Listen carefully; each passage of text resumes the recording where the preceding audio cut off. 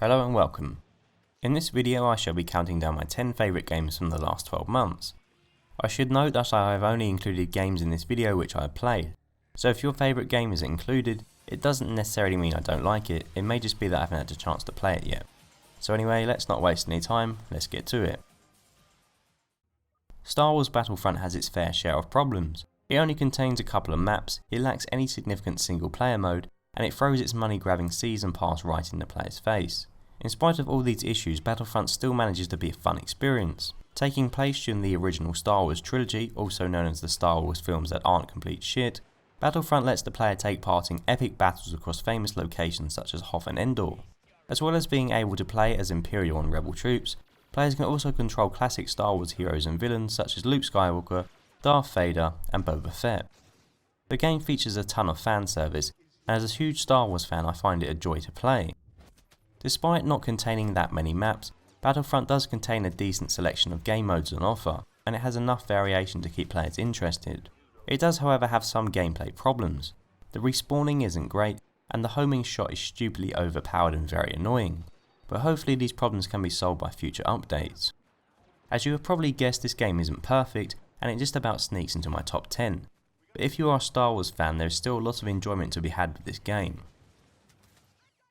In my opinion, the shooter genre has become incredibly stale over the last decade. Since the huge success of Call of Duty 4, there have been far too many modern shooters that are primarily set in brown dull environments. It's a nice change then to play a shooter that not only changes up its mechanics when compared to others, but is also bursting with life and colour. Splatoon is one of the most unique shooters on the market, and it's also one of the most pleasant to play. Splatoon differs from other shooters in that its emphasis isn't on killing other players, but rather it is on covering the arena with more ink than the opposing team. Other players are just there to impede your progress and get in the way, and they aren't really your main concern. The said ink mechanics work perfectly. The ability to swim through the ink in order to traverse the environment quicker and also to be able to sneak up on other players is a very clever game mechanic. The online portion of the game is extremely smooth to play, and matches start almost instantly once there are enough players. Some though have lamented the fact that Splatoon doesn't include voice chat, but personally I don't find it to be that big of an issue. I actually think it's nice to play a game where I don't have to listen to screaming kids telling me about what they did to my mum last night. As well as having a very fun multiplayer mode, Splatoon features an impressive single player campaign featuring some extremely inventive level design. What's even more impressive is that since this game's release at the end of May, every week the game has been supported with free DLC, leading the game to be almost unrecognisable now compared to what it was like when it first launched. If you are looking for a fun shooter that offers something different to what is available, then look no further than Splatoon. PS Plus has been home to a lot of brilliant indie games this year, and bullet hell time travel adventure Super Time Force is one of them. I'm not going to go into huge detail about this game as I've already made a video review about it, and if you'd like to learn more about this game then please click the link on this video. But as I mentioned in that review, I've never been a fan of the bullet hell genre, partly due to how terrible I am at said genre video game.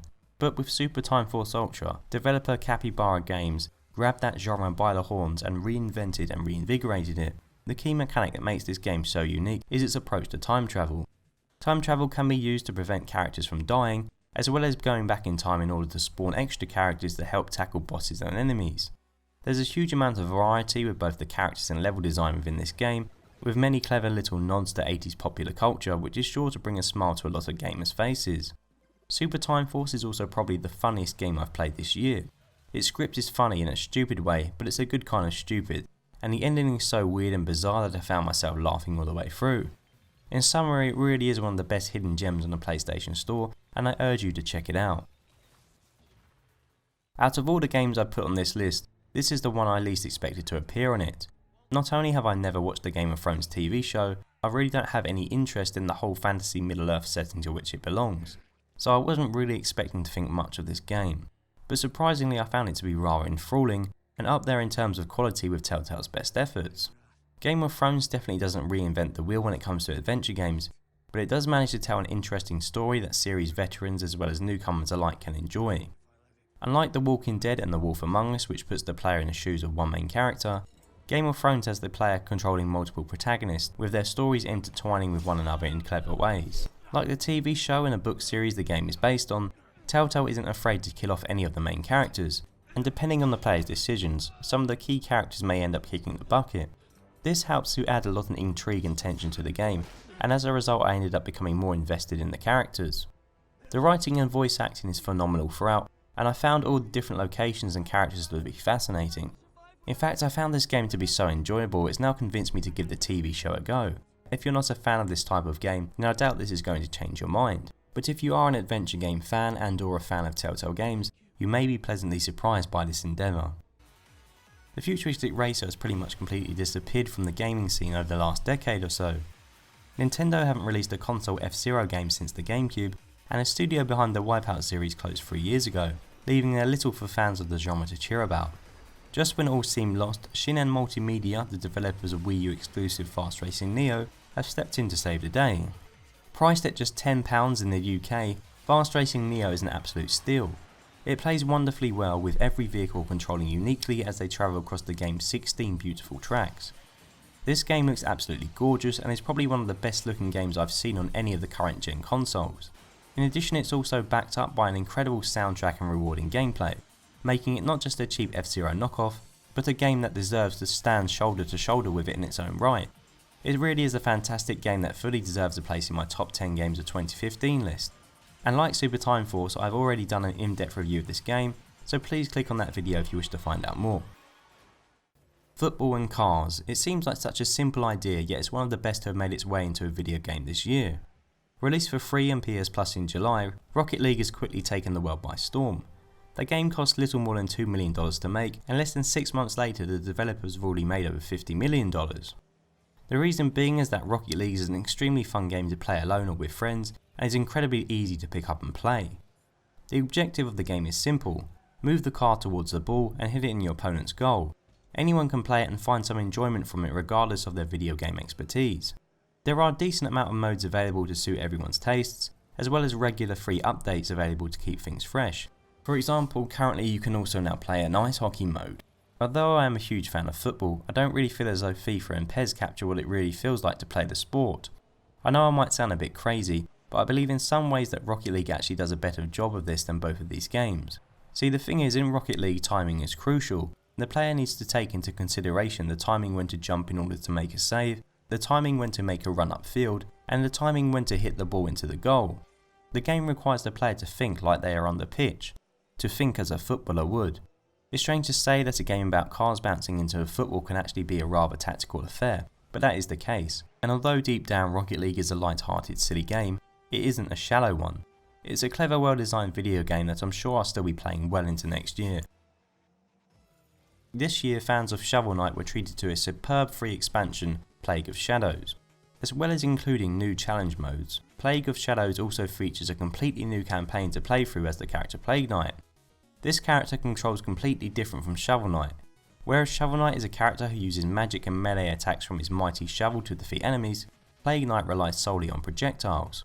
He also has a charge jump maneuver that allows him to traverse over pits and make it through the tough platforming sections. These alterations change the game up completely, meaning players will have to find new methods to defeat bosses and complete all the levels. The story has also been tweaked in order to fit Plague Knight, and there are new power-ups which include bomb upgrades and customizations. The vanilla version of Shovel Knight in itself is a fantastic game. It's a wonderfully crafted platformer that mixes the best elements of classic SNES and Mega Drive games with modern game mechanics. Being able to play through a new campaign is only a good thing, and I think I may have enjoyed playing through as Plague Knight even more than my first playthrough as Shovel Knight. As far as free updates go, it's definitely one of the best there is. Yacht Club Games could have easily charged money to download a new character campaign, so I commend them for not charging a penny. In summary, if you like Shovel Knight, then you owe it to yourself to download and play through Plague of Shadows. Okay, so I know this game was released in late 2014 in North America and Japan, but it did release in parts of Europe and Australia in January 2015, so that's why I'm including it on this list. Captain Toad Treasure Tracker is one of those games that as soon as I started playing it I couldn't put it down. I had to see it through to the end. It's a unique, charming little puzzler, and my only complaint with it is that I wish it lasted longer. Players take control of Captain Toad and Toadette as they go on a journey searching for treasure and searching for one another. Each in-game puzzle is cleverly created, with some of them requiring real thought to get through. Unlike a lot of games available on the Wii U, Captain Toad makes good use of the Wii U gamepad. The player can use the touchscreen to move various parts of the environment, and they are also required to blow into the microphone to power up wind-activated platforms. Visually, this game looks gorgeous and the art direction is fantastic, taking the player from locations such as a burning volcano to more outlandish and surreal places. It's an extremely relaxing and strangely satisfying game to play. I had a lot of fun finding all the diamonds and completing all the challenges in each level, and I hope that Nintendo publish a sequel to Captain Toad sooner rather than later. This was the game that tipped me over the edge and made me buy a PS4, so it's a good thing that it didn't turn out to be rubbish. After the disappointment that was Dark Souls 2, From Software got back to form and absolutely nailed it with Bloodborne. The world of Yharnam in which Bloodborne takes place is beautifully designed. It's dark, intimidating, and also, like the first Dark Souls game, wonderfully interconnected. There are so many creepy and varied locations in this game, and although it might not be the biggest open world to explore, it feels extremely dense and is a very scary place to be. I found the combat and especially the weapon transformations to be superb, and I enjoyed the faster pace of the swordplay compared to the other Souls games. The blood recovery mechanic changes combat completely and encourages players to be more aggressive. No longer can players hide behind their shield, they are now a hunter and they have to face beasts head on. It should come as no surprise that, like the previous Soul games, Bloodborne is tough. The last boss in particular kicked my ass for days. But there is no other game series that provides me with the same sense of satisfaction that comes after beating a boss or getting past a difficult area, like the Souls games and its spiritual successors do. Bloodborne avoids some of the cheapness that was found in Dark Souls 2. Instead, its difficulty feels a lot fairer and more well thought out. Bloodborne was everything I wanted and more from a Souls-like game, and it remains one of the best games I've played this year. Quite simply for me, Super Mario Maker is the most innovative game I played this year. I like to think of myself as quite a creative person, so being able to have the ability to craft levels from 4 generations of Mario games is incredible. Nintendo have done a fantastic job of allowing the player to make complex and varied levels with such an easy user interface. Most games which allow the player to create their own levels aren't exactly easy to understand for the average gamer, but literally anyone can make a level in Super Mario Maker. The Wii U gamepad, which has been criminally underused and underutilized since its launch, is finally put to good use as players can add items and edit their levels using the touchscreen. This really is the game that should have released alongside the Wii U. There's a huge amount of items in this game and the only limit is the player's imagination. I've had so much fun creating levels so far, and I've also enjoyed playing other people's levels. To be perfectly honest, I never really understood the appeal of creative games like Minecraft and Little Big Planet until now. And I think the reason why I get it now is because I've finally been given the tools to be creative in a game series that I am a fan of. This definitely isn't a game for everyone despite its user-friendly nature, but as a creative tool it does an amazing job of allowing a player to put what is in their head onto the TV screen. Super Mario Maker is the most fun I've had with a game this year. So thank you very much for watching. Please like, subscribe, comment if you enjoyed this video, and let me know below what your 10 favourite games are of this year. Until next time, goodbye.